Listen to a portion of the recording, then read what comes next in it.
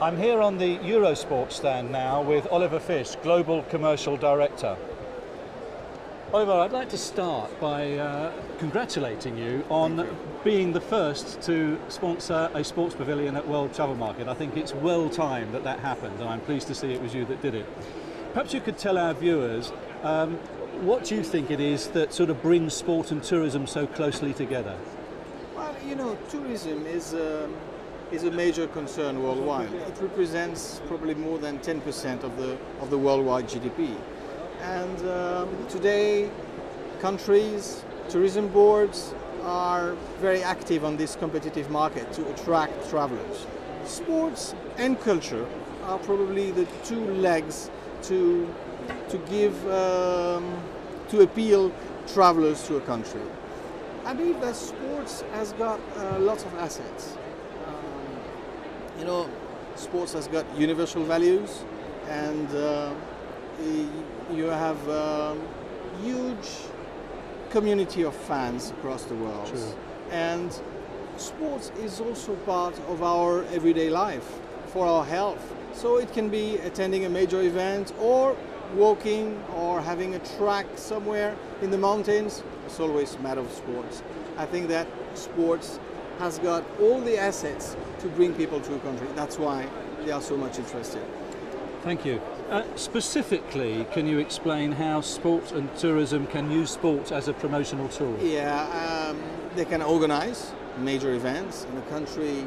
The country are competing very hard to be the host of major sporting events. We've seen that your country, England is a candidate, for the World Cup. Yeah. We're fighting for it. The result will be in December 4th, so we will know if England gets the gets the privilege to organize the Soccer World Cup. Now, you will greet the Olympics in London, and that's going to be a major event. So I think that organizing events is probably one part of the story. I guess having some specific places with well-being where sports is one of the activity travelers can have in the country is probably a second angle to attract people in the country. And I would say, last but not least, a mix of cultural places together with sporting events. For instance, in Paris today, in the Grand Palais, you know, this very famous monument in Paris, we are greeting the World Fencing Championship.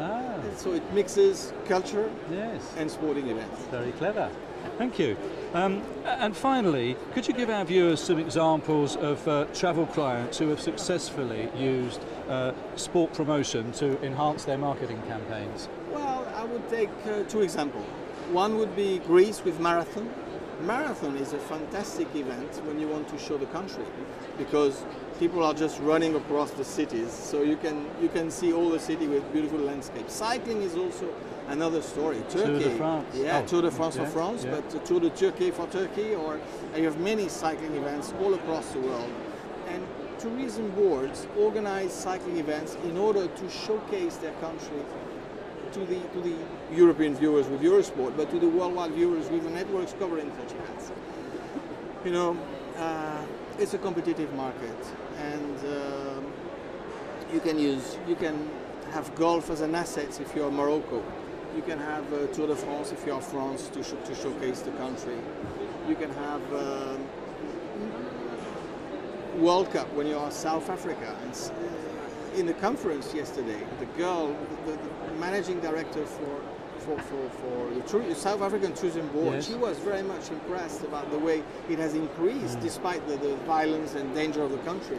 It has increased the travelers in South Africa for the World Cup. Many examples. Sounds like a winning formula, and I hope your sponsorship of the Sports Pavilion is a winning formula, and I hope to see you here next year. I will make sure we do so. Thank you, Oliver.